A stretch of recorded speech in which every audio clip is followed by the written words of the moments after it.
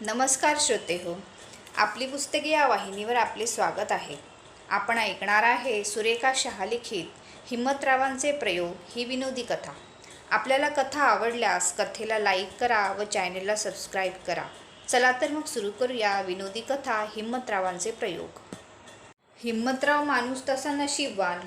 आजवर त्याच्या हाताला अपयश कसं ते ठाऊकच नव्हतं. स्वभावानं राजा माणूस, मनानं मोकळा, तोंडानं फटकळ, भलता हौशी. गावाच्या शिवारात 30-40 एकराचा सोन्यासारखा तुकडा होता. त्याच्यावर मेहनत करायची व बिनधास्त आनंदानं दिवस घालवायचा हे त्याचं काम. 2 विहिरी होत्या. त्यातलं पाणी शहाळासारखं गोड आणि रात्रंदिवस इंजिन चालू राहिलं तरी तळं न गाठणारं होतं. मग माणसाला आणखी काय हवं होतं? शिवाय घरात धडधाकट बायको, 4-5 पोरं आणि गोठ्यात 2 गाई, 1 म्हैस. हे सारं सोडून हिम्मतरावाला कुणी स्वर्गसुख देतो म्हटलं तरी ते जागचे हल्ले नसते. देव देतो देतो तरी किती बघा. दुसरे शेतकरी मालक आपल्या हरामखोर नोकरांच्या नावानं रोज ठणाणा करीत होते. गडी माणसांपायी काऊन गेले होते. माणसात माणुसकी राहिली नाही, दानत उरली नाही, नोकरात इमान शिल्लक नाही म्हणून शंख करीत होते. तेव्हाच नेमकं हिम्मतरावांना बेटकुळ्यासारखा आज्ञाधारक गडी मिळाला. हे नशीब नाही तर काय. तसा हिम्मतरावांचा बेटकुळ्या, त्या दोघांची जोडी तशी सुपारी अन अडकित्ता, खल आणि बत्ता, पोषमण आणि पत्ता व पुढारी अन सत्ता अशी जमलेली. हिम्मतराव स्वतःला प्रशिक्षित शेतकरी समजायचे. शेतकरी, बहर, शेतीमित्र, कृषी संपदा या मासिकांचे तर तह्यात वर्गणीदार. तसेच नभोवाणी शेतकरी मंडळ, माझी माती माझी शेती इत्यादी कार्यक्रम ते रेडिओवर सांजसकाळ ऐके. एक वेळ हिम्मतरावांची देवपूजा चुकायची, पण हा कार्यक्रम ऐकणं चुकायचं नाही. त्यांच्या बुद्रक खोडगावात दुसरं कुणी तसं नव्हतं. भला पहाटे उठून दही भाकरीची न्याहारी करून, खाकोटीला ट्रान्झिस्टर अडकून ते मळ्याची नेट वाट पकडून झपझप चालत थेट मळ्यात येत. ते येईपर्यंत बेटकुळ्या त्यांची वाटच पाहत उभा असायचा. शेतीचं काम तो करून घेई. हिम्मतरावांनी आदेश द्यायचा आणि त्यानं तो पाळायचा. हिम्मतराव बोले आणि बेटकुळ्या हले अशी म्हणच खोडगावच्या लोकांनी पडलेली. त्यातनं हिम्मतरावांना निरनिराळे प्रयोग करून बघायची भलतीच हौस. पेपरमधनं काही वाचलं रे वाचलं की हिम्मतरावांनी ते करून पाहिलंच म्हणा. हिम्मते मर्दा तो मदते खुदा असं त्यांचं मत. अलीकडे तर असे प्रयोग करून पाहायचं वेळच त्यांना लागलेलं. एकदा त्यांनी पेपरात वाचलं, सिमेंटच्या प्रमाणशीर खताच्या वापरानं ऊसाच्या पिकाची वाढ नेहमीपेक्षा तिप्पट होते. झालं त्यांचे बेटकुळ्याला फरमान, बेटकुळ्या, जी मालक, आत्ताच्या आत्ता गावात जा आणि 5 पोती सिमेंट घेऊन ये. कशापायी ते नंतर सांगतो, पण लक्षात ठेव, आपण जे करू ते या कानाचं त्या कानाला कळू द्यायचं नाही. आपला प्रयोग आपण गपचूप करायचा, कुणाला बी खबर लागू द्यायची नाही, नाहीतर संदेश आणे होतील आणि आमचं सिगरेट खाल्लास व्हय का नव. बेटकुळ्याची मान नंदी बैलासारखी हल्ली. सिमेंट आलं. दिवसभर खपून बेटकुळ्यानं उसाच्या सरीतून सिमेंट पसरलं. त्याला सूचना देण्यासाठी त्याच्या मागं हिंडून हिम्मतरावही दमून गेले. घोडं मेलं वजानं, शिंगरू मेलं हेलपट्यानं. तसंच झालं. उसाला पाणी पाजवून गावात येऊन ते सुखानं झोपले. त्यांना स्वप्न पडलं, आपल्या मळ्यातल्या एक ऊस मलखांबासारखा माजलाय. आपल्याला ऊसपीक स्पर्धेतलं बक्षीस मिळून कृषीरत्न पदवी मिळाली आहे. नभोवाणी शेतकरी मंडळानं आपली मुलाखत सांगितली आहे. अव उठा की, आज मळ्यात जायचं नाही जणू, बायकोची हाक आली. आणि तेव्हा कुठे हिम्मतराव स्वप्नातून खाडकन जागे झाले. अरच्चा, दिस किती वरती आलाय कळलंच नाही. गडबडीने ते उठले. झटपट तयार होऊन मळ्यात आले. बेटकुळ्या त्यांची वाटच बघत होता. मालक, काहीतरी गडबड घोटाळा दिसतोय. दोघा ऊसाकडे गेले. प्रत्येक ऊसाच्या भोवती सिमेंटचे ठोकळे जाम पक्के बसलेले. ते ठोकळे फोडता फोडता बेटकुळ्याच्या कंबरडच मोडलं आणि जाणारे येणारे लोक सिमेंट फोडणाऱ्या बेटकुळ्याकडे पाहून खिकी करून त्याला वेड्यात काढून जायचे ते वेगळंच. तरी हिम्मतराव माणूस तसा सहजासहजी हार खाणारा नव्हता. गच खाऊ नव्हताच. एक दिवस जेवण करून सुपारीचं खांड चगळत असताना त्यांनी पेपरातली बातमी वाचली. अरे तिच्या, एवढं सोपं हाय हो, हाय काय न नाही काय, उद्यापासनं सुरू करावं, ते स्वतःशीच बोलले. बातमी होती संगीताचा प्राणी जीवनावर आणि निसर्गावर परिणाम. गाय म्हैस या मुक्या प्राण्यांच्या धारा काढण्याच्या वेळी जर त्यांना संगीत ऐकवलं तर जनावरं अधिक दूध देतात आणि पिकांना जर संगीत ऐकवलं तर त्यांची वाढ अतिशय आश्चर्यकारक रीतीने होते. कारण त्यांनाही जीव असतो, भावना असतात, सुखदुःख असतं. हिम्मतरावांना नवा साक्षात्कार घडला. बेटकुळ्या, जी मालक, अरे तू धार काढताना आज हाक मार मला. चला की, टाईम झालाय सोनीची धार काढायचा, बेटकुळ्या चरबी उचलीत म्हणाला. आज बाडलीच घे धार काढायला. ते का म्हणून? सोनी तर अर्धी चरबी बी दूध देत नाही. आज जादू बघच माझी. नाही आज सोनीनं बाटली भरून दूध दिलं तर नावाचं हिम्मतराव नाही हो. हिम्मतरावांनी छाती फुगवली. बेटकुळ्या तोंड वासून बघू लागला. आज ही कसली जादू मालकांनी काढलीये याचा उलगडा त्याला होईना. घे बालडी. भानावर येऊन त्यांनी बालडी उचलली. हिम्मतरावांनी ट्रान्झिस्टर घेतला न ते त्याच्या मागून गोठ्यात शिरले. बेटकुळ्या धार काढायला बसताच त्यांनी बटन दाबले.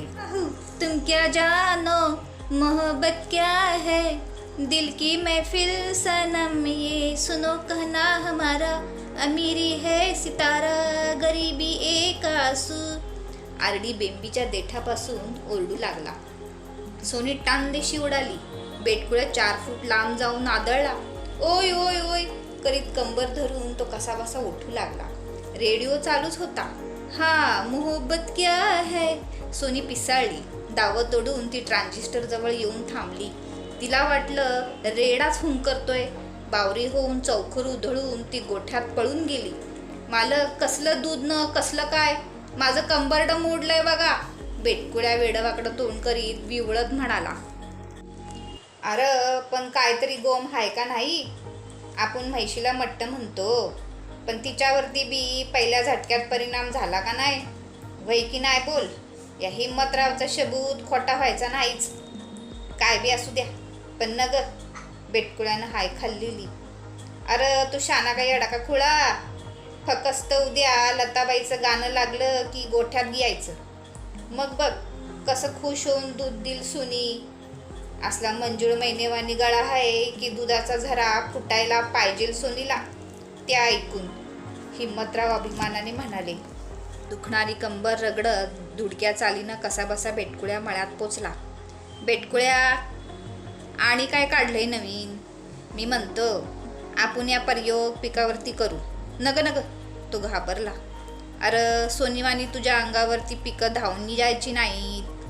हिम्मतरावांनी बटन दाबलं आणि ट्रान्झिस्टर खांद्यावर अडकून ते दोघे पिकातून फिरू लागले. शेतात ज्वारी, वांगी, ऊस ही पिके उभी होती. ते ज्वारीच्या पिकात आले. एक मोका दे, मोका दे, मोका दे. राम राम गंगाराम मधलं गाणं शेतात घुमू लागलं. बेटकुळ्या आणि हिम्मतराव सावकाश हिंडून पिकाचं निरीक्षण करू लागले. अरारारारा, आया, अबब बेटकुळ्या, बघ बघ. हिम्मतरावांचे डोळे आश्चर्यानं कपाळाबाहेर आले. समोरच्या साऱ्या शेतात उभ्या ज्वारीची 2-2 ताटं एकमेकांना चिकटून बसलेली. बेटकुळ्या, आधी तो रेडिओ बंद कर. असली चावट गाणी ऐकून पिकं बी निलाजरी झाली की. बेटकुळ्याने रेडिओचा गळा दाबला आणि डोळं घट्ट झाकून घेतले. ते वांग्यांच्या झुडपामधून फिरू लागले. चांगलं काहीतरी लावून बघू म्हणून हिम्मतरावांनी स्टेशन बदललं. बस 2 या 3 बच्चे होते हैं सबसे अच्छे, विविध भारती गाऊ लागली. हा हो, बेस हाय बघ म्हणत वांग्याच्या फडात ठाण मांडून बसले. 2 महिन्यांनी जेव्हा फडात वांगी तयार झाली तेव्हा हिम्मतरावांनी कपाळावर हात मारून घेतला. प्रत्येक वांग्याच्या झाडाला मोजून 2-3च वांगी लागलेली. एक कमी नाही की जास्ती नाही. बस 2 या 3चाच परिणाम. छा छा छा, काय बेरकी हाय ती झाडं बी. आता मातूर या पिकांना शानपणा शिकवायला पाहिजे, धडा दावायला पाहिजे. या पिकांना शिस्त शिकवण्यासाठी त्यांना भाषण ऐकवायला पाहिजे असा त्यांनी निश्चय केला. त्या दिवशी सकाळी राष्ट्राला उद्देशून पंतप्रधानांचं भाषण होतं. उसाच्या फडात शिरून हिम्मतरावांनी रेडिओचा कान पिरगळला. मेरे प्यारे भाइयों और बहनों, अब हमारे देश में अनुशासन पर्व शुरू हो गया है. यहाँ सब हमारे देश के भले के लिए और जनता में शिस्त लाने के लिए है. थोडासा रुक्ष कणखर बायकी आवाज रेडिओतून येऊ लागला. बघा बेट्यांनो, नीट ऐका. आपल्या पंतप्रधानांचं भाषण. शानपणा शिका जरा. उसाकडं बघून हिम्मतराव म्हणाले आणि त्यांचं तोंड पोस्टाच्या पेटीसारखं उघडच राहिलं. समोरच्या फडातला ऊस ते भाषण ऐकून थरथर कापू लागला. अरे बेटकुळ्या, बघ काय झालं, ते घाबरून म्हणाले. ऊसाचा अख्खा फड हिव भरल्यासारखा थरथरत होता. मालक मालक, आधी ते भाषण बंद करा बघू. अव भल्या भल्यांना पाणी पाजलं या आवाजानं. बिचारी मुकी पिकं कुठं लागावी. खडबडून भानावर येऊन हिम्मतरावांनी बटन बंद केलं. गांधी वंदना लावल्यानंतर पुढे घंट्या 2 घंट्यानं ऊस कापायचा राहिला. हिम्मतराव झाडाखाली गपचीप बसून राहिले. ते चक्रावले होते, पण तरीही त्यांना मनातून आनंदाच्या उकळ्या फुटू लागलेल्या. ऐक रे बेटकुळ्या, उद्यापासनं मळ्यात फक्त भजन लावून रेडिओ फिरवायचा. दुसरं काही बी त्यांच्या कानी पडू द्यायचं नाही. समजलं का? वय वय, पिकांना ह्योच खुराक ठीक आहे. उद्यापासनं खत घालू नका अजिबात. हिम्मतरावांचा हुकूम. बेटकुळ्याला तेवढंच पाहिजे होतं. गाडी भरून आणा, मिसळा, शेतात पसरा, तेवढा खटाटोप कमी. पडत्या फळाची आज्ञा. रोज सकाळी मंगलप्रभात झाडाच्या सावलीत उतांड पडून झोपा काढायला तो मोकळा. असा मालक जन्मात कधी मिळणार नाही याची पक्की खात्री त्याला झाली. 3 महिन्यानंतर सारं गाव हिम्मतरावांच्या मळ्यातलं पीक बघून आश्चर्याने वेडं झालं. पीक बघण्यासाठी जत्रा लोटली तिथं. एक वांग भोपळ्या एवढं, ऊस हत्तीच्या सोंडेसारखा जाड, भुईमुगाच्या शेंगा विधभर लांबीच्या, तर कांदे कोबीच्या गड्ड्या एवढाले.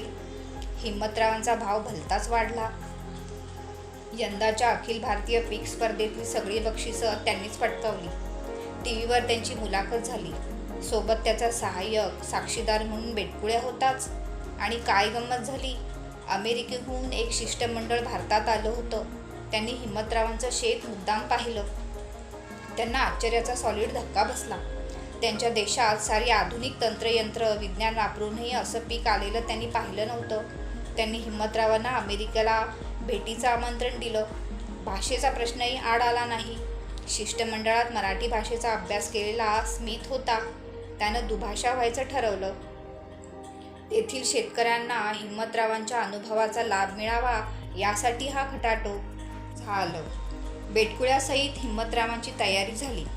4 धोतर जोड्या, 8 सदरे, पांघरायला वाकळ, 9 हाती 2 पटके, नव्या कोल्हापुरी वहाणा, दांतण करायला बाबळीच्या काड्या, उंटछाप विडीचा गठ्ठा आणि प्रात्यक्षिकासाठी गाण्यांच्या भजनांच्या टेप्स.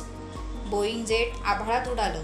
हिम्मतराव घाबरले नाहीत, पण बेटकुळ्या हादरला. मालक, इमान थांबवायला सांगावाईच, म्या खाली उतरतो, मला भ्या वाटतंय, रडू आवरीत तो म्हणाला. अरे येडा का खुळा तू, काय बी होत नाही.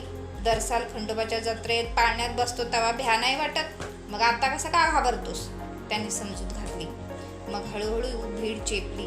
बसायला गुबगुबीत सीट्स, निळे छानदार लाईट्स, छोटे पंखे. दोघे खुश झाले. एक मेनकेसारखी दिसणारी बाई त्यांच्याजवळ आली. हातातला ट्रे आदबीनं त्यांच्या पुढं केला. बरं का बेटकुळ्या, ह्यो सारं इमानाच्या तिकिटाचाच हाय म्हण, खा लेका दाबून. दोघांनी ट्रेमधल्या पदार्थावर ताव मारला. इकडे तिकडे पाहून त्यात उरलेली बिस्किटं हिम्मतरावांनी आपल्या सदऱ्याच्या खिशात सोडली. मालक, खिशात कशाला बिस्कुटं, राहू दे रे, परत आलो म्हणजे पोरं पुढं येतील, त्यांच्या हातात द्यायला होईल. हिम्मतरावांनी त्याला दटावले. त्यांचा दौरा आटपत आला. स्मिथनं काही प्रेक्षणीय स्थळं दाखवली. त्याने महाराष्ट्रातील खेड्यांच्या बारकाईनं अभ्यास केला होता. त्याने ठरवलं, महाराष्ट्रातील शेतकऱ्याला तमाशा बघायला आवडतं तर आपण त्यांना इथल्या नाईट्स क्लबमध्ये नेऊन कॅबरे दाखवावा.